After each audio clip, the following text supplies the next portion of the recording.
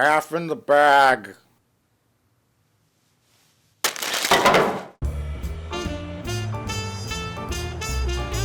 Insert skit here. Well, Jay, it's the beginning of the summer movie season. I can't wait for... You know you're waiting for Indiana Jones and the Dial of Destiny. You know, I don't know what the consensus on the internet is about that one. It doesn't look too bad. Doesn't look too bad. Shut up! Listen. I did a little research. Okay. 34 most anticipated movies of the year, not just the summer movie season. Because Based on what? I know, it was just an article. I just Googled it, and I found a bunch of movies, because I was like, what's coming out this year? I don't know. I don't want to go to like IMDb or Wikipedia, because there's going to be, this is 34. There's going to be 3,000 movies coming out, right? Just random stuff. But these are the biggest movies. Okay. Let's translate most anticipated to biggest movies. Okay. One's expected to actually make money. So out of this randomly selected sample, 34 films. Take a guess how many are original ideas and how many are existing IPs, reboots, remakes, or prequels. I'm going to say one of them is original. And 33? Yes. You're a little too cynical. 28 Okay. are existing IPs, reboots, remakes, or prequels. 6 original ideas. However, out of those 6 original ideas, 3 are based on real-life historical people. Oh, okay. So 3, So Oppenheimer. yeah. What would the other ones be? There is... Oh, The Flash, because Michael Keaton's Batman's back. No, that's not a real person. Well, it's a real person. Michael Keaton's a real person, but Batman is not a real person. Oh, Oh, there's a movie about Roosevelt there is? from Martin Scorsese coming out. What? There's a Martin Scorsese movie coming out? I haven't even heard about it. Yeah. Oh, wait, Leo's in it, isn't he? I think I saw a promo image from it. I don't know. I just read a little paragraph. Okay. And I think then- I did see like one blurb about it. So the interesting part is the 6 original ideas. Half of those are based on historical people. I've highlighted them. Are all done by high quality filmmakers. We got Asteroid City coming out from Wes Anderson. The Roosevelt movie. Of course, Oppenheimer, Christopher Nolan, which we saw the trailer for today and it looked Looks pretty good. explosive. Oh, David Fincher is next with an original movie called The Killer. It's some kind of noir thing. I thought he gave up on features. I thought he's just doing TV stuff now. Taika Waititi has a movie called Next Goal Wins. Don't know what it's about, but I think it's an original idea. I don't recognize the IP as being from the Super Mario Brothers universe or dinosaurs or superheroes. Okay. And then Ridley Scott is making a Napoleon movie. Oh. Are these movies based on historical figures? Are those like, that's the prestige director's version of Marvel IP? Yeah. I can't get anything made unless it's about like Roosevelt or something. Unless it has a recognizable... Unless it's a recognizable name. Yeah. But of course, there's going to be a lot of other original ideas, probably smaller films that are coming out. So this is obviously not a complete list. Here's what's coming. Okay. Fast X, which we saw the trailer for. It's pretty great. It looked like one of those movies. The Little Mermaid. Spider-Man Across the Spider-Verse, a sequel to the cartoon Spider-Man Spider-Verse movie, not to be confused with the 3 live-action Spider-Man. Spider-Verse movie. Yes. Transformers Rise of the Beasts, which I was surprised. I thought these movies were done. They were, but now there's nostalgia for them because that first Transformers movie came out like 15 years ago at this point. Isn't that scary? Extraction 2, which is a sequel to Extraction 1. What the fuck is I Extraction think it's 1? an action movie with somebody in it. The Flash movie, of course. Indiana Jones and the Dial of Destiny, Insidious, The Red Door, Mission Impossible, I just wrote Mission Impossible. It's Mission Impossible It's a two-parter. Part 7, Part 1, or Yes. something like that, yeah. The Barbie movie, obviously based on toy line from Mattel. Disney's Haunted Mansion. Another Ninja Turtles movie. Oh yeah, that's kind of a Spider-Verse style It's a animation. cartoony, it's not CGI or live action. Mutant Mayhem, Gran Turismo, which is based on a video game adaptation. The Blue Beetle, Equalizer 3, not to be confused with Extraction 2. There's a movie called Kraven the Hunter. That's a comic book. I know Yeah, that. he's a Spider-Man villain. He was supposed to be in the next Andrew Garfield Spider-Man if that existed, but it didn't. But this is because who owns Spider-Man movies? It's not Marvel. Sony. Sony. So this is one of those pathetic Sony movies where they get the runoffs from Spider-Man villains, like the Venom movies. Sloppy seconds. Yeah. Now we're into the Exorcist cinematic universe. The Exorcist Believer. I liked it's David Gordon Green is doing those. It's a trilogy of Exorcist sequels, much like his trilogy of Halloween sequels. And even though I really liked Halloween Ends, I also saw Halloween Kills. Evil dies tonight. So I don't have much faith in this because The Exorcist is one of the best movies ever made. I put it up there a little bit higher than Halloween, even though I like the original Halloween, but Evil dies tonight. That's all you got to say, Satan Jay. dies tonight. Satan dies tonight. Saw X, 10 Saw movies. More Dune, that's what it's called. It's not called More Dune. Yeah. Dune 2, More Dune. More Dune. The Marvels. To Duner? Just don't. The Marvels, which we saw, which That looks insufferable. people screaming, girls screaming. Little girl fangirling over other Marvel characters. That's No thanks. She's on a TV show. Yeah. Her name's Captain Marvel. Well, no, it's Little Marvel or something? Little Marvel. I don't know. I Miss Marvel? Miss Marvel. Mar- The Miss fabulous Miss Marvel. Yeah, and so girls get it done. So it's, the yeah. movie. A Hunger Games prequel, Oh. Ballad of Songbirds and Snakes. Got a catchy Is title. that the title? Yeah, it's a Hunger Games prequel. That's a fantastic title. Wonka prequel. Oh, yeah. That comes out the same day as some other movie. Hopefully not Dune 2, more Dune. No. I can't remember what it is, but it's like that movie comes out. Oh, it's the same day as some like romantic comedy with what's her face? Sydney Sweeney from Euphoria. that show for perverts. Euphoria. I've watched the entire thing. So yeah. I saw that they're both coming out the same day, and I was like, I can't wait to not watch both of them. I thought Wonka was going to come out the same day as a reboot of The Color Purple, which would have been appropriate. Oh, because Wonka's suit is purple. Yeah. Although Color Purple, based on a book originally starring Oprah Winfrey back in the day, directed by Steven Spielberg. Big, successful, Oscar-winning film, and now they made another one. Why not another Color Purple, huh? I guess the Ghostbusters Afterlife sequel is coming out this year, although it doesn't have Really? a title. Unless this article I read was like 6 months old. That might have been pushed back. It seems like it probably would have been. Aquaman and the Lost Kingdom. Finally. And then, there's a third Legally Blonde film. Oh. Was that Alicia Silverstone? No, that's Reese Witherspoon. Oh, right. Alicia Silverstone is Clueless. Clueless, yeah. Okay. The most baffling IP film ever. It's called Wish. And it's a Disney prequel backstory of The Wish in the statement, when you wish upon a star. Why don't they just call it When You Wish Upon a Star so people know what the hell it is? Because wish is catchy and simple, and people can't remember when you wish upon a star. It's too hard to say. Wish Upon a Star? It's just called Wish, okay? Okay. But their market research says that one-word titles have the most lasting impact. Just What? look at all these one-word titles. Okay.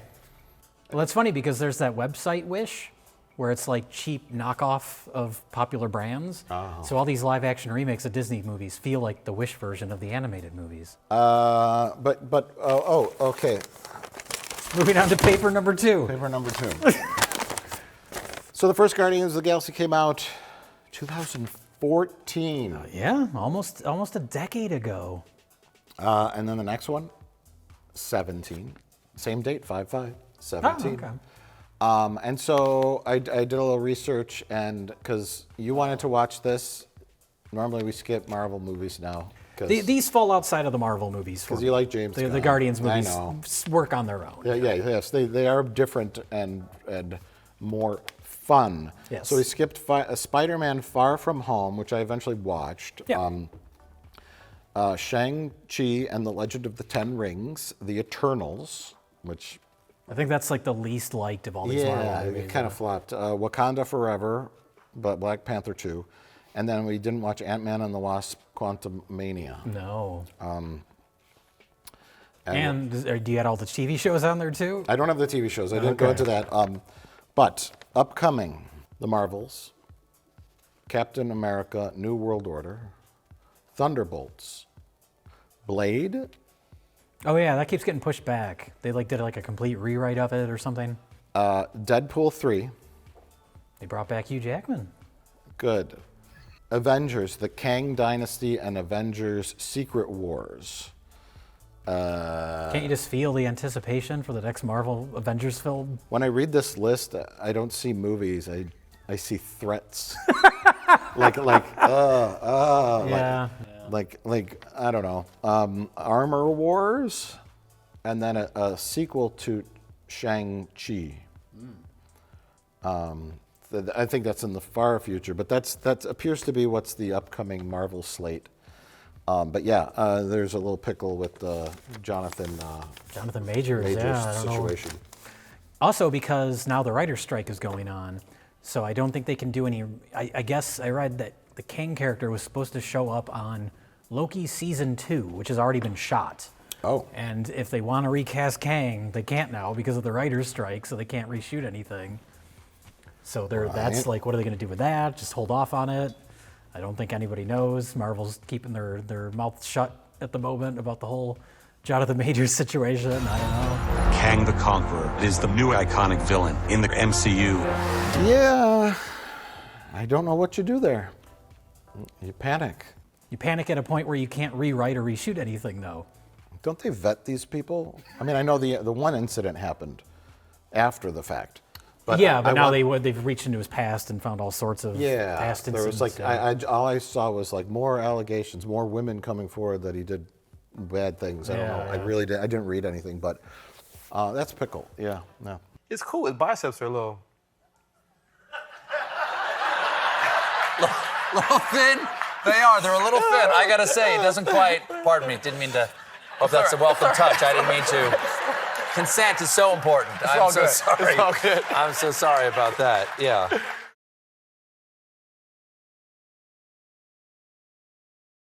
I'm gonna tell you something. I'm Star-Lord. Today's film that we watched, The Guardians of the Galaxy Part 3, for me, it was a big closer. A great grand finale to the Marvel experience for me. Well, I would say the last Avengers movie was that. No. Yeah, I get that. Are you saying like you're done with Marvel after this? Because the only reason I had any interest is because it's the last Guardians movie. not done in a bad way, like a great final act. I really liked this movie. I'm assuming you did too. Yeah. I really liked it, and the ending was great. It was heartwarming, and it was like a big, like all the cast comes out and bows on the stage, and the curtain closes. You know? Like, yes, the Thanos story felt more like that, but this felt more like of a happy ending, or just kind of like I can't see something topping this. Yeah. That would interest me. Yes. Well, like I said, the Guardians movies for me kind of operate outside of just being Marvel movies. Yeah. So as a trilogy, which I know James Gunn always planned this as a trilogy, the idea of it being the last one kind of feels tacked on a little bit at the end. It feels, most of the plot, and I like the movie a lot, but most of the plot feels more like a very expensive episode of the Guardians of the Galaxy TV show. Rocket is injured. We have to save Rocket. It's very small, which is fine because they're more character driven. But then at the end, it's like, oh, now we're wrapping up all these character storylines, and a lot of them were not really established much throughout the movie. So it almost felt tacked on, that kind of closure ending. Yeah, I guess. That's a lot of characters to develop, even just with 3 films. Yeah, well, I think the first 2 movies do a better job of giving everybody something to do. This one is almost exclusively Rocket, which is fine. Well, I like yeah. Rocket, but what's his face? Peter Quill. He's the protagonist of the first 2 movies. They're all about him and his kind of emotional journey. And then he takes a back seat for most of this movie. Then at the end, it's like, oh, it's about him again. it's a little off. I thought everybody had enough to do. I was happy with it. I got to see Rocket's little backstory, and it was Fucking. it was rough. It was rough. I'm not. I would say I'm like moderately sensitive to animal violence in movies. I can watch people get torn apart all day and laugh hysterically, but animal violence can get to me, and this was bordering on too much. Like, obviously, it serves a purpose in the story and Rocket's kind of emotional journey, but man, they're laying it on thick with those cute little critters, and you know where it's going. I think it would be too much for kids. As an emotionally stable, mostly stable adult, I'm realizing these are fictional characters. Well, sure, and all but that, if you get into I the was story. invested in them. They Yeah. were cute, and like I think part of the back of your mind knows that like this kind of stuff, like animal testing and experimenting, like actually goes on. It's not like blobs, alien blobs in space. It's like there's a grounding to it in our reality, where there's the cages. And I kept thinking of that scene at when it was the end. I kept thinking of that scene in Pee-wee's Big Adventure. I was thinking of when he Pee-wee's Big saves all Adventure. the. I was thinking of, well, Like, first this they, is emotionally much different, but it's very similar. I was thinking of spoilers, I guess. First they free all the kids, and I was thinking of Temple of Doom. Yeah. And then they free all the animals. Yeah, I was thinking of Pee-wee running out with the snakes. But the rusty cages and the dirty. It wasn't like a clean sci-fi room. Yeah. Like it had this grimy, like disgusting, like bad feeling to it. And yeah, I think that'll be rough for little kids. But I liked it. And there was that moment when Rocket was like he was on the table and they're trying to bring him back to life, and it's like. There's like Chris Pratt, and he's like giving it all emotionally. He's crying he's screaming. And I'm like emotionally invested in the scene, and then I'm like, I take a step back, and I'm like, oh, Chris Pratt is like giving CPR to a raccoon. Well, there's a tree man there and a lady with a green face on a spaceship. To me, yeah. And it's like you if you could make that kind of ridiculous like situation emotional, then That to me is kind of the magic of these movies, and why I say they stand out from just being Marvel movies. And I also think this one in particular, one of the issues with the previous ones is almost, I think James Gunn kind of started this, and all the other Marvel movies kind of followed the formula of undercutting every kind of emotional beat with a joke. I will hunt my father like a dog, and I will tear him apart slowly, piece by piece, until he knows some semblance of the profound and unceasing pain I know every single day. Yeah. I was talking about like a pretty necklace. Like almost right after something emotional happens, someone, well, that happened, you that's know. what Drax is there for.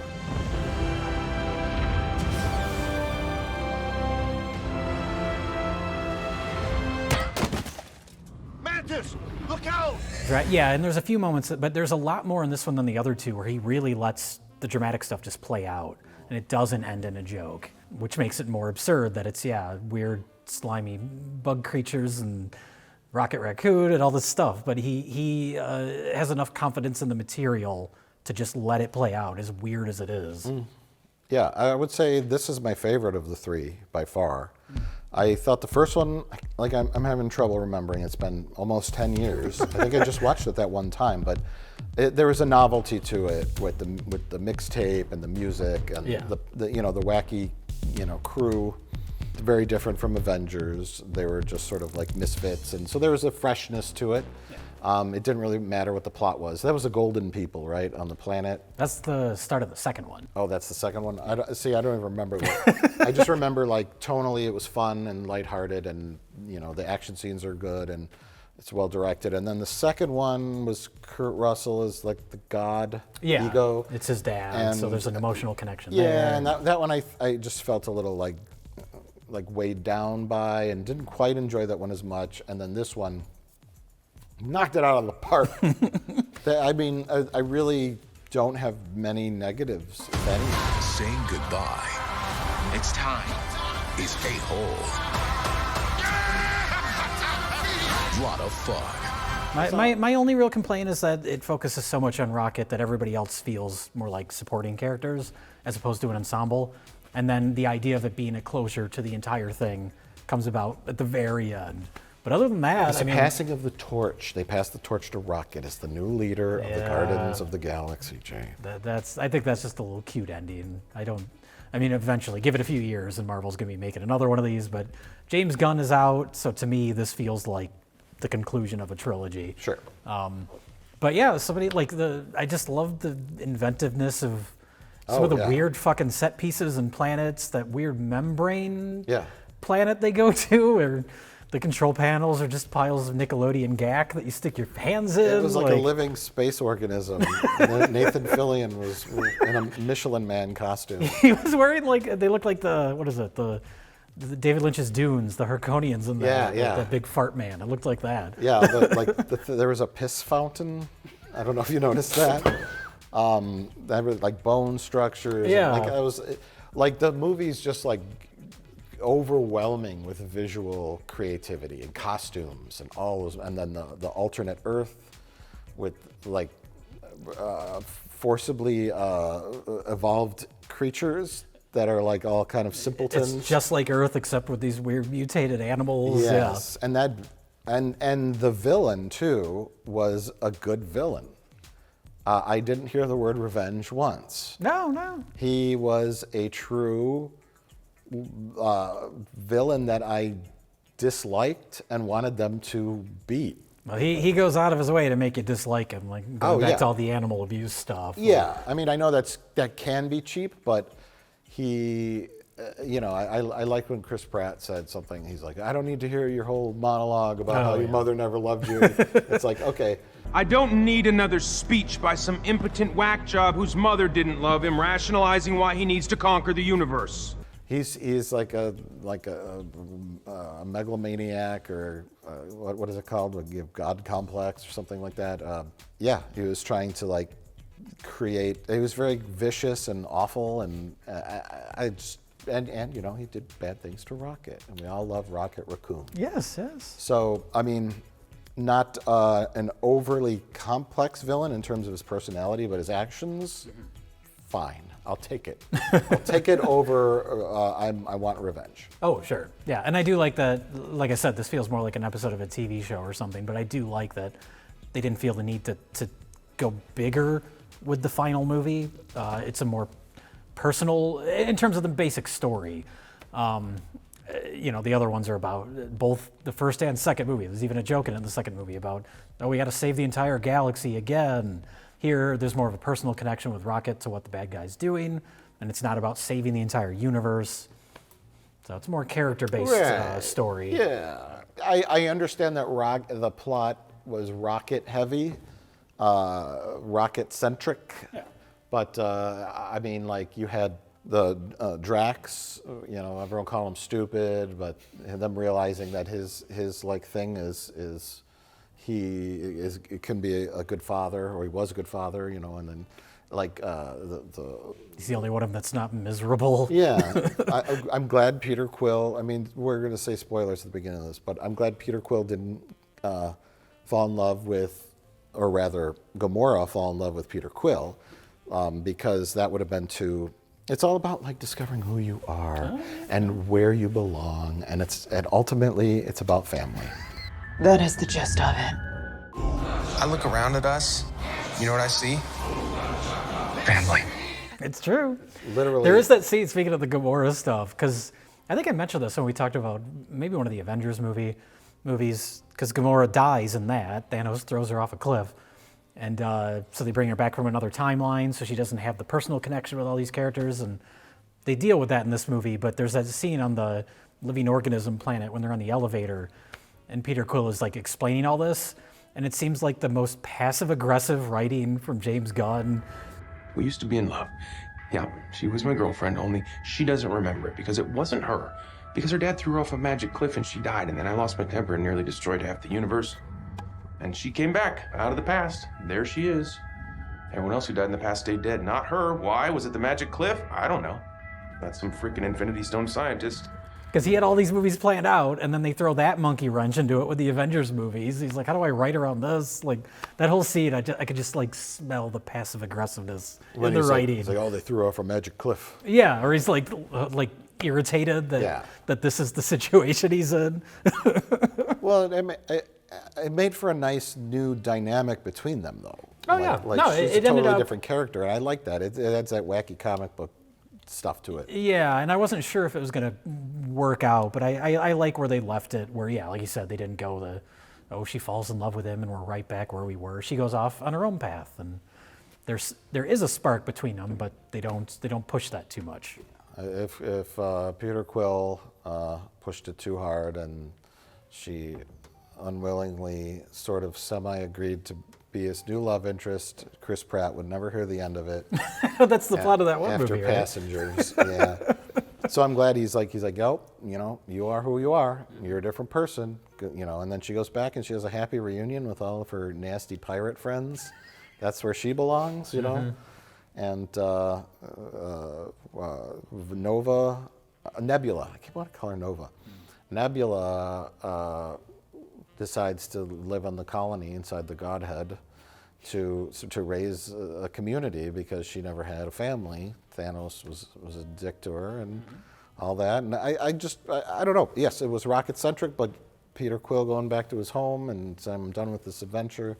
The framework of, your villain, backstory with Rocket, all the characters arcing properly, and the little mission, and all the stuff there was a beautiful template to put in some of the weirdest fucking things I've ever seen into a movie. It's not just like, I don't know, like I think I know why you like these movies. They're very different than the normal, like, Marvel fighting movies. Yeah. Like, Well, just like the strength to me is the characters more than anything. And well, that's what I yeah. like, is just how, that's James Gunn's whole career, even when he's working for Troma, was taking this ugly characters, messed up characters, misfits, and making you care about them. That's his whole making you thing. care about them and having a bit of humor, tongue in cheek. It's not, you're not supposed to take it completely seriously, but then throwing everybody in these wacky ass universes, costumes, characters, And putting a lot of thought into all those things. Like we Yes. talked about the living membrane planet. Like I think of all the side villains in every other, like the first Avengers movie. It's just like mindless robots or something. Yeah, that's what I mean. All that generic stuff. Here, like everything kind of matters. Yeah. All the little side details are thought out. The main villain, and his name was what? The Overseer? Something like that. Yeah. I can't remember his name. I mean, he was very memorable. Yeah. But I like that actor. He was on the Peacemaker show too, that James Gunn did. He was the head of their organization on that. Was that James Gunn's wife? Was the lady with the talking Yeah. on the speaker ball? Okay, she was on the. Which is kind of funny because he was she's sort of like the receptionist in this, and his previous wife was Jenna Fisher, Yeah. the receptionist from The Office. Well, that's a tenuous, vague. Okay, she played a receptionist in his movie Slither too. So Okay. Okay. So he's got a thing for reception. he's got a thing for receptionists and casting his wife. I saw some people complaining about that, like, oh, he cast his wife and everything. Are they going to date Maggie Gyllenhaal next? It makes Secretary too, the big budget Marvel reboot of Secretary. Yeah. I rented this film about the famous racing horse. And I put it on and it was a porno. Grandpa, you meant to rent Secretariat. And you rent Secretary. I watched the whole thing and I kept waiting for the racetrack. Grandpa, wrong movie! Dear Mr. Garvey, I am grateful to you.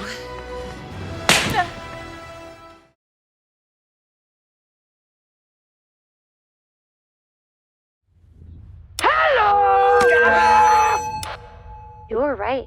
Anyways, it's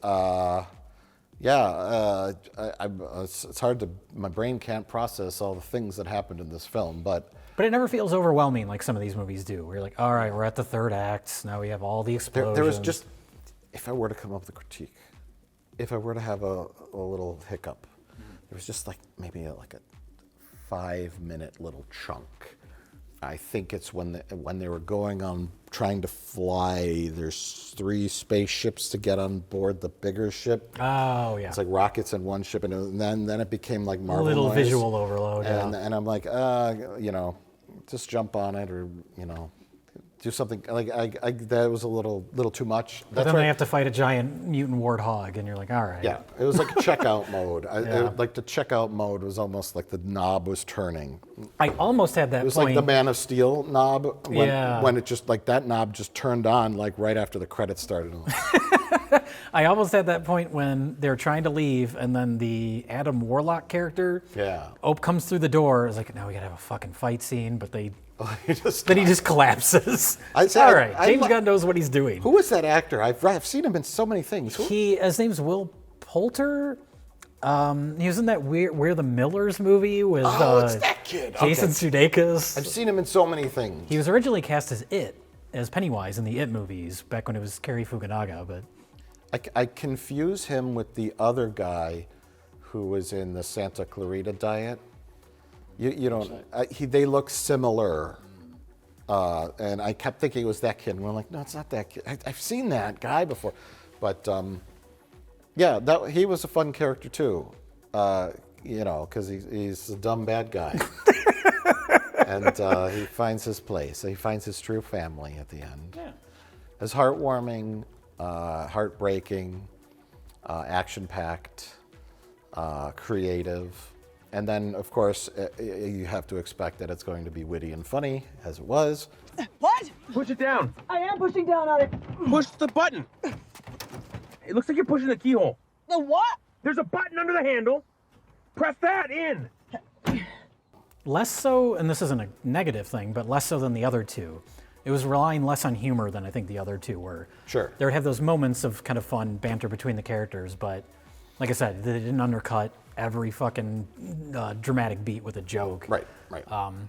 And I appreciate that. I've noticed that with James Gunn, like throughout his career. He's one of the filmmakers working at this level where you can see like a growth from movie to movie, more of a confidence in not just the writing, but also the filmmaking.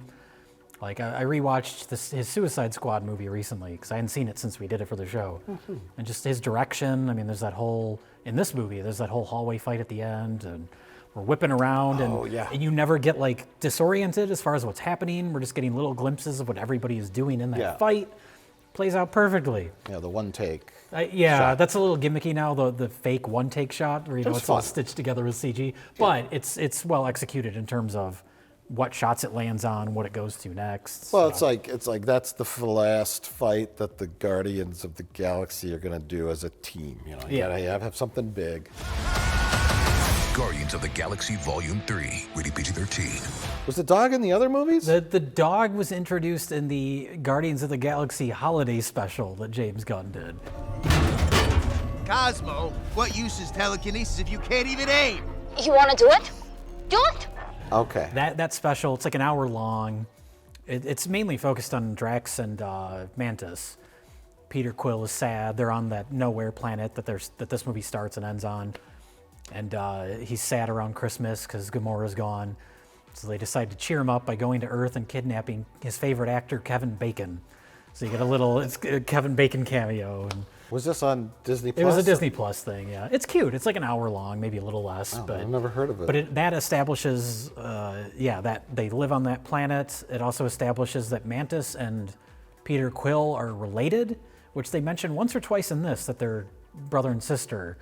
But it never really amounts to anything. It doesn't really matter. It's a weird thing to introduce. Kurt Russell? I'm trying to remember. It's set up in that special, but I don't remember how it's explained. Mantis worked for Kurt Russell on the she planet. was like, she did something. So they had some sort of connecting DNA or something. I'd have to rewatch that special. I don't remember, but they establish it in that. They mention it once or twice in here, but it doesn't really matter. Yeah. Sort of one of those why even bother introducing it kind of things. I'm assuming the Cosmo dog is a character in the comic books. That dog actually is in the first movie briefly. Just as like a background joke almost. Okay. And then they decided to flesh it out into a full character voiced by Borat's daughter. That's who did that voice. Also, I want one of those delicious treats in that bag. And then they had the little poker game with all your cameos. What's his face was there? The old lecherous old man. Was Lloyd Kaufman in this? Yeah. I completely missed him. He There was in that poker scene? Yeah, with Howard the Duck and. Maybe I was too distracted by Howard the Duck. I didn't even know it was Lloyd Kaufman. Lloyd Kaufman was there. I'm mostly sure. I'm pretty sure I saw him. Oh. I mean, it's a quick scene, the camera's moving around fast and going around, but And Seth Green voiced Howard the Duck, I saw in the credits. Hey, he was in the first movie too. I think he is in like a post-credit scene of the second movie. But Yeah, there was other. he keeps showing up here and there, but they're never going to get away from that Howard the Duck curse, are they? I think it's just a if inside anyone, joke at this point. Sure, but if anyone could make a Howard the Duck movie, it would be James Gunn. Like, he's willing to go for it with just absurd visuals and take it seriously. So he could pull it off. If he ever comes back to Marvel, but I don't think he's going to have time anymore. But make a Howard the Duck movie. Hey everybody, I'm James Gunn. I'm the co-CEO of DC Studios. That's James Gunn is now in charge of the DC universe. Yeah, kind of disappointing. I mean, it's obviously a great opportunity for him, but as someone that likes his work, I'm not interested in another Superman movie, really. Yeah. He did a video when he first presented everything that's going to be coming out. It was like a Twitter video. He's like, we're doing Blue Beetle, and then we're following it up with this and that. And I was like, I don't know what any of these things are. This is a story of a couple of Green Lanterns, John Stewart and Hal Jordan, and we have a few other Lanterns peppered in there, but this is really a terrestrial-based TV show, which is almost like True Detective with a couple of Green Lanterns who are space cops. Which I guess could be a good thing. I mean, that was kind of the fun of his Suicide Squad movie, was all these superhero characters I've never heard of that had bizarre powers. Yeah. Polka Dot Man. So I don't know. I'm done with superhero movies aside from this one, really, in general. So it's like, great opportunity, James Gunn, but it's just a shame you're not going to be focusing on the type of stuff I would be interested in. That's what I was saying. This kind of, for me, this felt like the closer. Yeah. Like I can't imagine something topping this. Maybe that's just me. Maybe it's just me like being older, kind of phasing out of this sort of like entertainment as a grown-up, like I couldn't be one of those people that just cheer for the next, like I like these movies, I like comic books and superheroes and stuff, but it's been a decade plus now, and it's just like time to move on, like the characters in the Guardians of the Galaxy. It's a very fitting ending, because they all go and they all grow up. Yes. They all decide that other things are more important. It's like, no, I've seen enough. I'm really happy with what I've seen. The Marvel movies, for the most part, have been pretty consistent. James Gunn, he should run like a specialty label in the DC universe where he focuses on weird characters like Blue Beetle and Polka Dot Man and makes movies about that, because I can't imagine James Gunn like writing and directing like a Batman movie. Well, he's writing and directing the Superman movie. Okay, next up is the big one, the true beginning of the DCU. This is called Superman Legacy. This is being written by me. I'm in the middle of it. I'm having a great time doing it. And Superman will be released into theaters July 11th, 2025. He has such a unique and bizarre sensibility. And that just seems very antithetical to Superman. Yeah. It seems clashy. Maybe it'll work. Maybe, I don't know. We'll just have to wait and find out. But I mean, wasn't that wild? They played the trailer for the Flash movie before this, and we're seeing he's entering other universes or whatever, or other timelines, and we're seeing Michael Shannon from the Man of Steel movie. It's like, wow, we're still stuck here. This is insane. It's over now that James Gunn has taken over. They're wiping the slate clean, but they have all this like residual shit stuck to the bottom of their shoe. Aquaman and the Flash and Michael Shannon in the end of the Man of Steel movie. In 2023, we're still seeing this. It's so bizarre. You want to get nuts? Let's get nuts. And I would love to take a bunch of like super old people, like in their 90s, and play this movie to them. And just film their reactions. Somebody should do this. It'd be like a great viral video. Do they still do those movies? What are those guys? The Something Brothers. They make the people. Oh, the Fine Brothers? I think they were canceled. Teenagers try to use a rotary dial phone. Yeah. 997 million views. Like, old people try to use Tinder. You ever see those videos? Oh, yeah. I never watched one. They were yeah, well, you know those thumbnails though. Yeah. You always saw those thumbnails. Yeah. But yeah, no, I think that's long gone. Zoomers try to use a typewriter. Elderly watch Guardians of the Galaxy Volume 3. Just the animal abuse scenes. Just a big rectum in space. That Chris Pratt and friends have to cut a hole in and slime through. All that set design and all those costumes, and it's all just great. All just great. And I kept thinking with the villain, I was like, he looks like RoboCop. And then, then they yes. commented on it. Yes, loved it. Which works because Peter Quill's only frame of pop culture reference is from when he was a kid on Earth, so.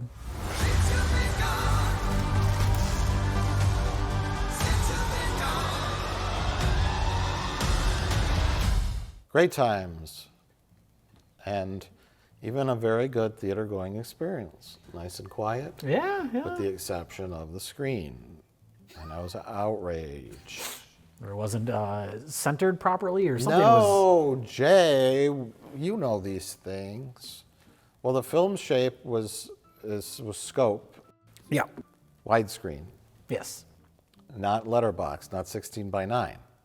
So our actual physical screen was scope sized. Projected was a 16 by 9 image with the scope inside it. Yeah. And so we had it's like a box inside of a box. Box inside of a box inside of a box. Yeah. Where it wasn't like whatever button they hit on their computer upstairs that makes it fit to the screen was incorrect. I'm gonna even make a fake movie theater. And, oh my God! And have the different black tones that were all wrong in the lines, yeah. cubes. Well, that's what makes it stand out even more. Is all the different grayscale backgrounds. And it's like, fill the whole screen, please. Yeah. I paid $6 for this show. But well, at least we only have to go to the movie theater one more time in our entire lives for Indiana Jones. But what about... Oh, no! But I'm going to take a guess and say that you recommend. I would, yeah. Absolutely. I wholeheartedly 100% recommend Guardians of the Galaxy and see it in the movie theater. But if your picture aspect ratio is completely fucking wrong, get up and tell the manager. Yeah. Or walk out and say, I'm going to wait to watch this on go to a better movie screen or movie theater or whatever they call it. Or just wait 2 weeks and watch it on Disney Plus in your nice home. But yeah, I loved it. I thought it was a lot of fun, creative, really interesting set pieces, endlessly creative visuals and costumes, and gosh, wow. I would watch it again. It's like the end of Star Trek Picard Season 3. Big closer. You know they're going to make more Star Trek, but you can be satisfied with this. Yeah, yeah. And this ending, everyone's dancing. Everyone's happy. There was no tease for the next big bad guy. Not in this one. I think that's what all the other ones are trying to set up. They ripped his face off. I thought that was and then said, you ripped his face off. I think that's what Drax said. Yeah. His face came off. Yeah, he had a little piece of his rubber skin coming off. Yeah, it was flopping around. I thought that was a mistake. And I'm like, oh, and then she just like peels his face off, because why not? So yeah. Again, that's pretty horrific too. Yeah, so. the way his Rocket scratched his face off. That's the second movie I've watched this week where someone's face gets ripped off. I watched, speaking of avoiding things in the movie theater, I watched that Renfield movie. And they just straight up rip a guy's face off, and it looks like a trauma movie. It's not bad. It's cartoonish. It's funny. Okay. So okay. It's not as horrific as in this movie. Would you recommend Renfield? Kinda. It was enjoyable. Okay. It feels like a 90s movie in good and bad ways, because the main plot, I was like, oh, the plot is Renfield is in like a codependent relationship with Dracula, and he's going to group meetings about codependency. It's like, that's clever. But then the main thrust of the plot involves the mob, And it's like, is this a 90s movie? Dracula and the mob? So that's a little corny, but it's entertaining. It's pretty fun. I watched Scream 6. It was a Scream movie. Was it a mystery on who the killer was? And then in the third act, they reveal who the killer is, and they talk a lot, and then they run around. Despite the tired formula, it was entertaining. Yeah, well, you haven't seen all the other ones, right? I haven't seen all the other ones, but I think get what it. that franchise needs is if it's going to keep going, because they're all fine, but get away from the whodunit. Get away from the mystery of the killer, because every one of those movies has the exact same formula and structure. Yeah, that's the thing. Shake it up a little bit. Get away from that with the next one. What's the expression, Jay? You don't get off a winning horse. So, you know. That's true. I think this Scream was like the biggest box office since the original. So. And it's, you know, not expensive to make. There's a guy in a mask stabbing people, and filming in a house and run around, and yeah, it's no Guardians of the Galaxy Part 3 in terms of fucking effects. Yeah. So yeah, they're making money. Keep on doing it. It's a lot of diminishing returns, Jay. Oh, sure. Keep making Scream movies until they stop making you money. And don't change with the formula. Coke hasn't changed their formula since 1868. I think with sequels, though, you reach a point. You got to shake it up a little bit. Those Scream Tell that to movies. Colonel Sanders and his 11 herbs and spices, That's Jay. food, though. That's not art. Listen, this conversation has gone off the rails. I have sudden craving for Kentucky Fried Chicken and with a Nobody needs that. So with a nice can of Coke. So I'm gonna go get that. Okay. Let me call DoorDash. All right. DoorDash's number still 911. Yeah. Yes. Oh, it's an emergency. I need some KFC and a nice cold Coca-Cola. No, I'm not having a heart attack. That's after the KFC. Pa-dum-bum, pa-dum-bum, jokes, skit jokes.